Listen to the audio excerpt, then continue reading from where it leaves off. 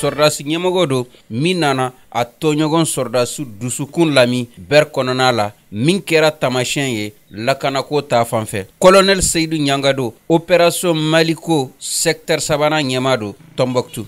Cette visite d'autorité an ka nali kun ye ka maa gɛrɛ an ka mɔgɔw la k'u jateminɛ baara taabolo bɛ ka kɛ cogoya min na k'a lajɛ fana an bɛna fanga mun fara baara kan ka baara taabolo jateminɛ. An ka kɛlɛkɛdenw u hakili sabatilen do u bɛ ka baara mun kɛ fana u bɛ ka nisɔndiya yɛrɛ satisfaisant. Colonel Oumar Kamara ka fɔ la ale min ye opération GTI Scorpion ɲɛmɔgɔ ye a y'a yira k'a fɔ sɔrdasi ɲɛma nali ber o b'a tɔ dɔ bɛ fara jigisigi kan. An nisɔndiyalenba de do n'an ka ɲɛmɔgɔ minnu nana kow sɛgɛsɛgɛ. Ni nali bɛna dɔ fara jigisigi kan.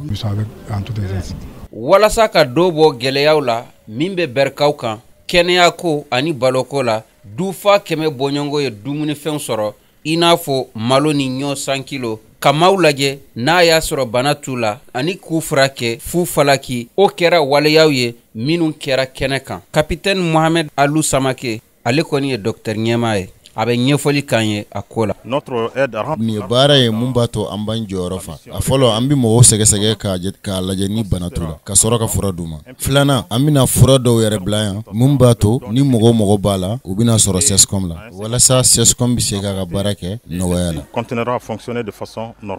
Fasojama nisɔndiyalen de ɲɛmɔgɔw kunbɛ minnu bololankolon ma na. Iltin Ag Alkamis ale bɛ ber mer ka conseiller la. Ber mɔgɔw nisɔndiyalenba de do sardasiw nali la. Aw yɛrɛ y'a ye jamaba mun bɛ ka na o b'a yira maaw nisɔndiyalenba de do ni sardasiw ka nali. Mɔgɔw tun sirannen do tun tɛ se ka bɔ an bɛ don min na i n'a fɔ bi mɔgɔw bɛ ka to ka baara la.